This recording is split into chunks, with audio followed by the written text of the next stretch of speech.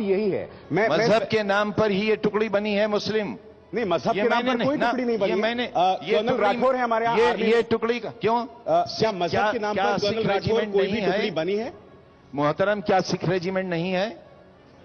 नहीं, मगर ये रेजिमेंटलाइज जो सिस्टम है खान साहब, ये ब्रिटिशर्स के जमाने से आ रहा है। क्यों गुलामी के सिस्टम को आप आज तक मान रहे हैं? 60 बरस हो गए आपको और हमें आजाद हुए, क्यों गुलामी के सिस्टम को मान रहे हैं? क्यों आईएएस और आईपीएस के सिस्टम को हम मान रहे हैं? जिस सिस्टम से अंग्रेज ने हमारे साथ सैकड़ों बरस हुकूमत की, आज उसके देशों में वो सिस्टम नहीं है, हमारे यहां क्यों है? जी, आखिर इस मुस्लिम लफ्ज से इतना एतराज क्यों है? क्या लफ्ज मुस्लिम एक सच नहीं है? क्या आजादी के वक्त जब बंटवारा हुआ देश का 1947 में, क्या बापू ने यह नहीं वादा किया था कि एक संविधान होगा, कश्मीर से लेकर कन्याकुमारी तक सारे लोग एक ही आसमान के नीचे जिएंगे, एक कानून होगा, कोई धर्म का बंटवारा नहीं होगा, जात का बंटवारा नहीं होगा, औरत और मर्द का बंटवारा नहीं होगा, छोटे बड़े गरीब और अमीर का बंटवारा नहीं होगा? क्या मौलाना अबुल कलाम आजाद ने हिंदुस्तान से भागते हुए मुसलमानों से यह नहीं कहा था उर्दू पार्क में जामा मस्जिद के सामने कि मुसलमानों रुक जाओ,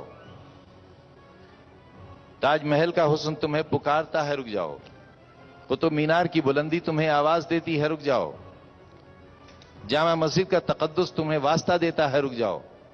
और भागते हुए मुसलमान रुक गए थे, इसलिए कि उनसे बापू ने वायदा किया था, इसलिए कि उनसे मौलाना अबुल कलाम आजाद ने वायदा किया था। बेईमान वो नहीं है जिसे बेईमानी का मौका नहीं मिला, ईमानदार वो नहीं है, माफ कीजिए, जिसे बेईमानी का मौका नहीं मिला। ईमानदार वो है जिसे बेईमानी का मौका मिला और फिर वो ईमानदार रहा। हिंदुस्तान से बिरादरान वतन पाकिस्तान नहीं जा सकते थे, लेकिन हिंदुस्तान के मुसलमान पाकिस्तान जा सकते थे। वो नहीं गए पाकिस्तान, मेरे वालिद नहीं गए, मैं नहीं गया, मेरी औलादें नहीं जाएंगी, क्योंकि हम किसी से भी ज्यादा हिंदुस्तान को मोहब्बत करते थे और चाहते थे और चाहते हैं। ये हमारा मजहबी फरीजा भी है और बहैसियत मुसलमान हिंदुस्तान पर हमारा ये हक भी है जी।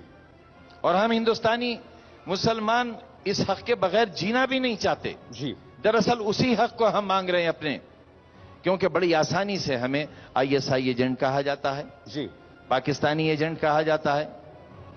हम तो सुन चुके, लेकिन हमारी औलादें हमसे पूछती हैं, हमारी नस्लें, हिंदुस्तानी नस्लें हमसे पूछती हैं, क्या हम पाकिस्तानी एजेंट हैं? क्या हम गद्दार हैं, आईएसआई के एजेंट हैं? इसलिए मालूम होना चाहिए देश के उन नौजवानों को जिन्हें आरएसएस और फाशिस्ट ताकतों ने यह समझाने की कोशिश की है कि मुसलमान हिंदुस्तान की जमीन पर बोझ हैं।